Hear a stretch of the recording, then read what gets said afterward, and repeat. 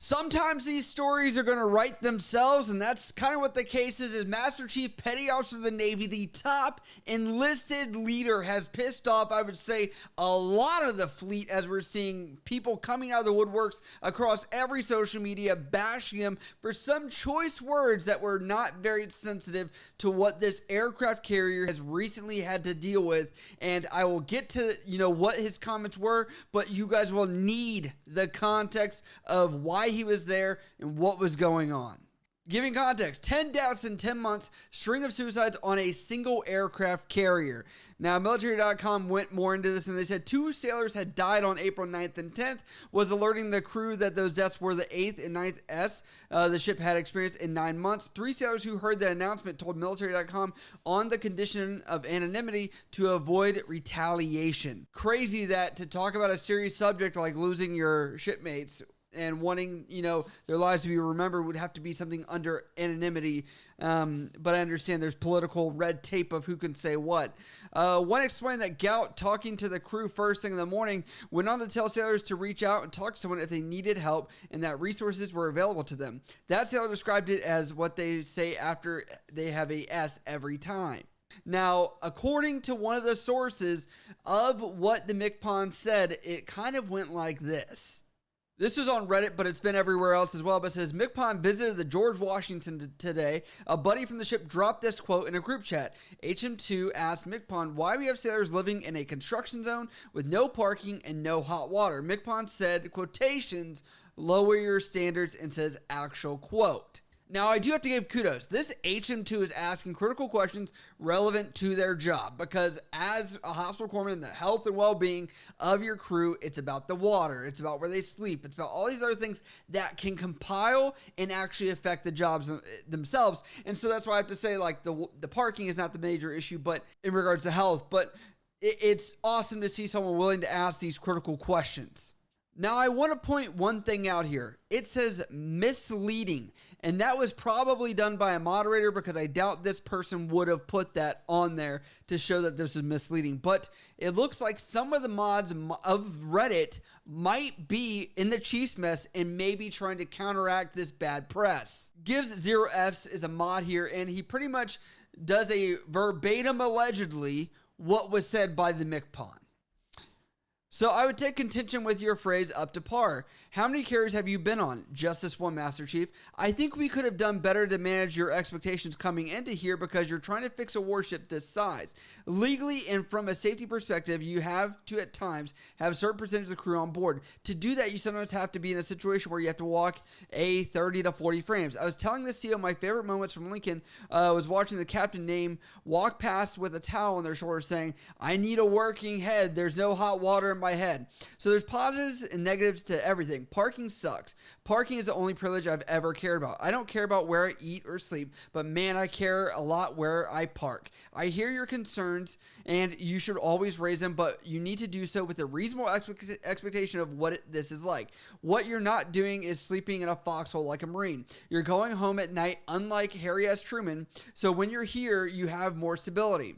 But the downside is some of that S you have to go through logistically will drive you crazy. When people say there's no food, I can't serve, reactor has a few people here at night, but they get food even if it isn't great. Nobody's telling a Marine in the field or SEAL in a river that you're not getting a hot meal tonight. Sometimes you got to live through the circumstances. This is the community that you live in. Miss this. You live in the yards, and we don't say every sailor is leaving and will back when the ship is ready. We have to stay and take ownership. When someone walks by you in a Starbucks and you're in uniform and they say thank you for your service, this is one of those things they're thanking you for. Without you, we don't have a ship. Without you, we don't have national defense. This isn't an answer that will make you happy, but I will tell you this is what happens on a carrier in ROCH. At some point, you got to shut the water down, shut hotel services down, and you're going to have moves around who's on board in order to meet the safety requirements because you don't want to have this thing unmanned if a fire breaks out because we've already been through that. Does that make sense? Everyone said yes, Master Chief. It looks like another mod kind of backs this mod up and saying, yes, it is posting it to convey the full context of McPon's answer to the question. While he definitely could have answered it much better, please note that nowhere did he say lower your standards quotation, either verbatim as the post alleges or indirectly. What he said could be more summarized as quotations, could be worse, which given the circumstances is still not the right answer, but nowhere near as bad as what this post alleges. Now, to give you guys context, the maintenance period that these sailors are going through is essentially them having to deal with these conditions, which are loud, packed, parking is very far away, where they have to stay on the ship because they don't have somewhere else to sleep. And essentially, there's tons of noise and other things that are going on that people are discussing as they've had to deal with this. And because of COVID, it looks like the projected timeline for them to actually get on the ship and not be in a yard period has been prolonged. And because of the limited space, they have essentially said, you're going to have to go on because the ship needs to be maintained, and this is just what has to happen. And that's not the only time that we've seen someone from the Chiefs mess try and silence some of this bad publicity, as it looks like on Facebook, there were some people that were Chiefs or are Chiefs talking out about this, and they had been blocked in this group. You guys may remember this guy is Grant Kahn, a guy that's helped out with suicide issues previously. And so obviously he does have some buy-in to trying to help sailors and try and understand the problems that they're being affected by. Says, Grant, wanted to touch base and tell you why you got suspended. Basically, you trampled all over the SOP rules requiring civility and prohibiting name calling. The other thing, Grant, is you said some pretty serious stuff about a senior NCO. We've said it many times, nothing on social media is private. I know you don't want to see quotations Navy chief accuses McPon of chasing hookers on the cover of Navy Times and other stuff, quotations. Grant, you have done a tremendous amount of good for a lot of sailors. You can hurt that and jeopardize your career by saying stuff like that in a public forum. What you do is too important to let bitching at the McPon jeopardize it. He has friends on the group, and as you know, everything has a way of getting around. The average Chiefs mess is a gossip farm, but has a closed door. This group is much larger than any Chiefs mess, and it has no door. You are usually calm, collected, methodical, respectful, and effective. That formula saves sailors' lives. So take the day to cool down and take care of you so you can contribute to take care of them. Be cool. Thanks for listening. Now I want to say after that, I understand that we're supposed to try and keep things at the lowest level. We're trying to do that kind of stuff. I think the mods on Reddit understand they can't contain this, so the best they can do is try and post things as misleading. But in these Facebook groups, they're obviously trying to censor certain people as well, which I'm kind of like, that's not going to be a good look either.